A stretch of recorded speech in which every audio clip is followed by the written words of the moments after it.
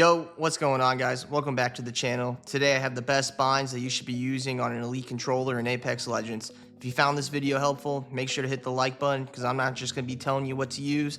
I'm going to be breaking it down to show you that these really are the best. Let's get into it.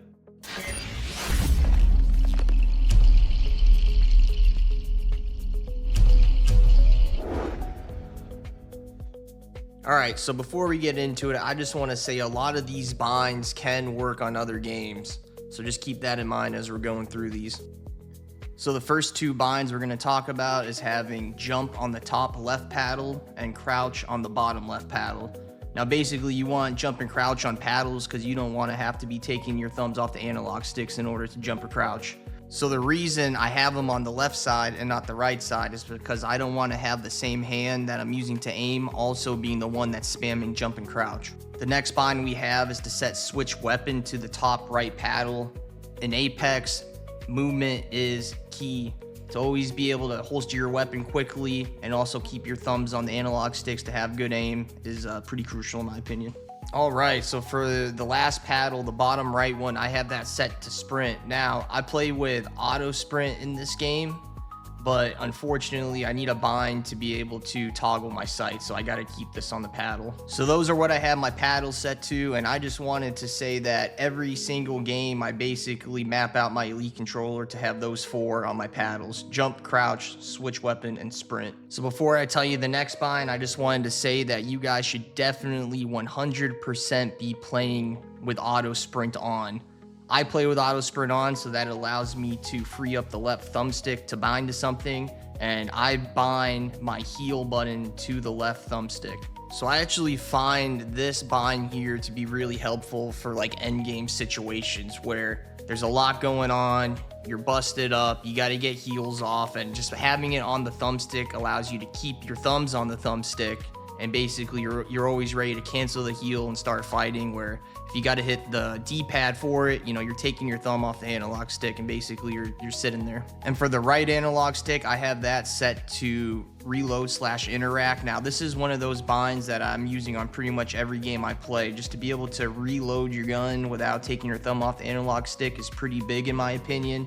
And also, you know, just in general for Apex Legends, looting is a lot faster, and also door fighting is a big advantage in my opinion to have that set to the right thumbstick. So the next bind is going to be put your grenade wheel to RB.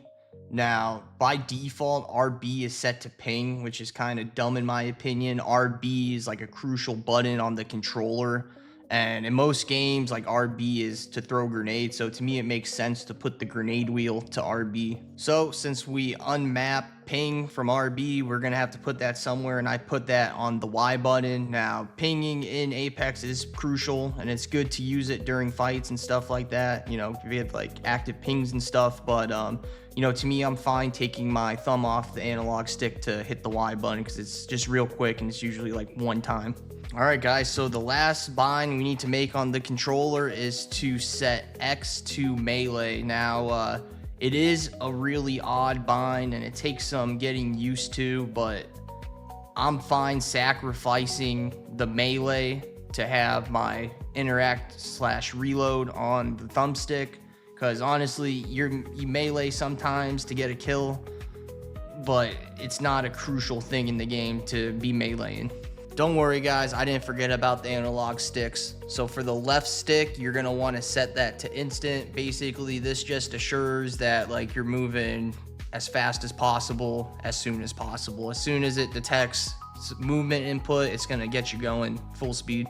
And for the right analog stick, I actually play on default, and I play on default because I use the ALC settings, and basically those there, you're able to like basically tune up your controller to like any of the settings that are available on the right stick. You know, you basically move the sliders, adjust the you know, ramp up times, the boost times, and you'll be able to get that either like delay setting you're looking for or more of like an instant feeling you're looking for. But yeah, default if you're using ALC settings, and if you're not using ALC settings, then I would probably recommend playing on delayed. All right guys, that's it for the video. Hope you found it helpful. If you did, make sure to hit the subscribe button.